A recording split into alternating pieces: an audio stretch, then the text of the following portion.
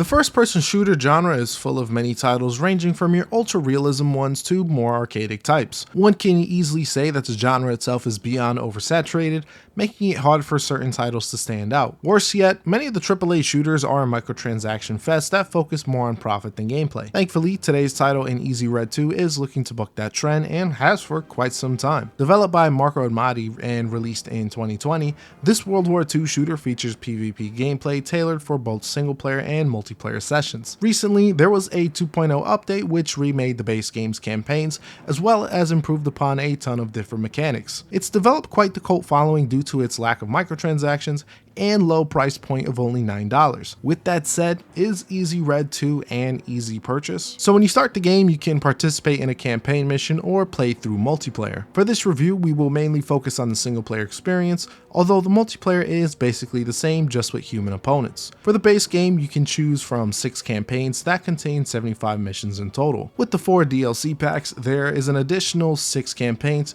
with 80 missions to play with. Simply put, that is a crap ton of missions to play through. We won't be playing all of them, of course, but you'll get a general idea of what to expect. I normally wouldn't do this, but I actually would recommend for you to grab a couple of the DLCs. Not only are they relatively low priced at $6 each, but they explore theaters of war that often aren't discussed here in the West. My favorite of these DLCs have been Shanghai Nanking. This allows you to play as Chinese and Japanese troops during the Second Sino-Japanese War. I ended up completing all the missions as the Chinese in the Nanking campaign. It was honestly pretty damn intense holding the Japanese back. And if you want an even bigger challenge, there is an Andrianas DLC which adds the initial 1940s invasion of France. Playing as the French holding the German advance is genuinely as tough as it sounds. While Germany has plenty of tanks and fighters, you're out here getting outgunned by MG34s and MP38s while you're doing your best with FM24/29s. It's another fun campaign as there aren't really many games that allow you to play as France during World War II. Now, good DLC is definitely nice and all, but what would it really matter if the base game isn't good? Thankfully, Easy Red 2 is more than solid by being straightforward in what you need to accomplish,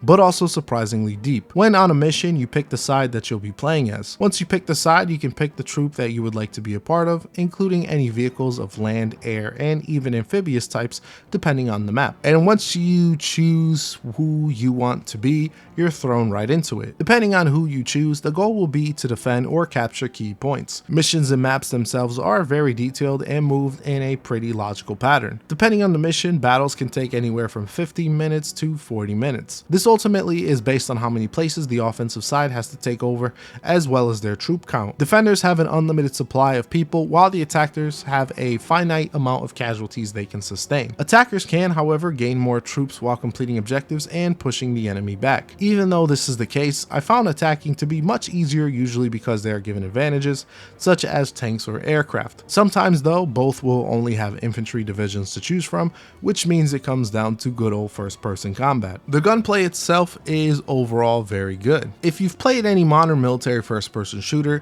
you'll have your expected functions with left click to shoot and right click to aim down the sights. For a better aim, you can use the shift key to zoom in and steady your aim. Easy Red 2 does a great job simulating the look and feel of a variety of weapons to play with. Using an MP40 is going to feel much different than an MG34. Even guns with the same class have both overt and subtle differences between them. This isn't an ultra hyper realistic gun simulator, but I do appreciate the attention to detail here. And guns there are aplenty. Because there are campaigns that represent both the early and late stages of the war, you get to see the evolution in technology, with bolt action rifles slowly being replaced by semi-automatic ones. It's quite fun as well trying out the various guns from each of the nations featured. This is especially true for the more obscure ones not often talked about. One thing to note is that you can loot the enemies that you've defeated. This not only shows what they have equipped, but also allows you to collect their dog tags. Sometimes in battle, unique dog tags are available for pickup, which makes for a nice collectathon and allows you to play as them as well. These are based off of real life soldiers, which is a nice attention to detail. You'll also want to grab any grenades, bandages, and cans of tuna as you find. And yes, I did say cans of tuna, as these can heal you during battle. This means that you can virtually survive with your initial character for the mission if you're careful enough. For vehicles, there is quite a wide variety of them. As I mentioned with seeing the evolution of guns throughout the campaigns,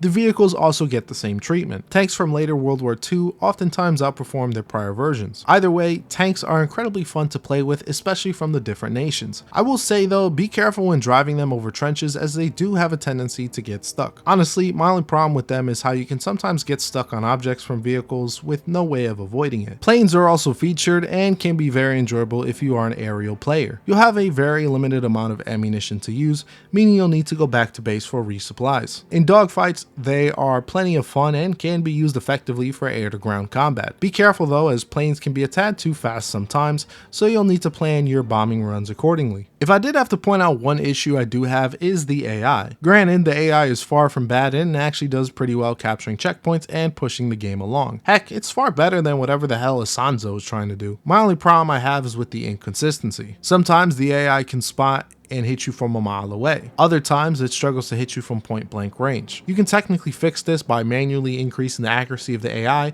when selecting the difficulty, but that doesn't cover the spotting issues nor any of the other miscellaneous AI quirks. While I have mainly played in the single player mode, don't worry, as there are plenty of people playing at a fairly constant rate. You'll usually find about 1,000 players playing at most times. Depending on the day, this can reach 2,000 or 3,000 concurrent players. So while this obviously isn't the biggest community out there, it is far more active compared to a game like Asanzo that can barely even crack 300 at any given time. And all of this content would be great enough, but there is even a built-in map and mission editor, which adds even more replay value. Because of the fact that EasyRed 2 is workshop compatible, you can easily download and share maps and missions. It's a very cool feature that I'm more than glad to see it included. It not only is another selling point, but it will help you create additional content from years to come. And speaking of more content, there is a roadmap that was recently released detailing what to expect for 2026. There is a planned DLC going through the campaign in Hungary. That's also going to feature new factions, with both Hungary and Romania being playable. There's also going to be additional reworks and a free campaign that focuses on the Southern Tunisia theater. It's always great to see this level of transparency so players can be quite aware of what's going on in the future.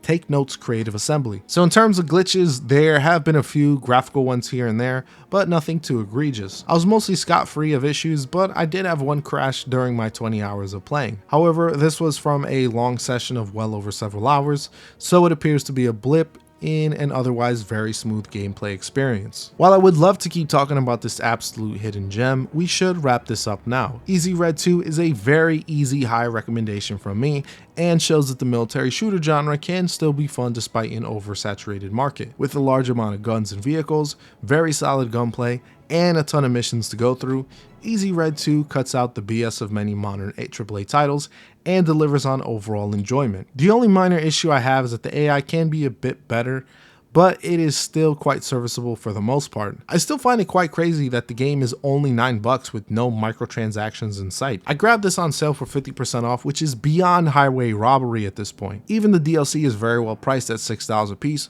with plenty of content to go along with it. It's always a good day when discovering mono titles with strong cult followings, so I hope you have an amazing day as well. Thank you all for watching as always, and this is Powerhouse, signing off.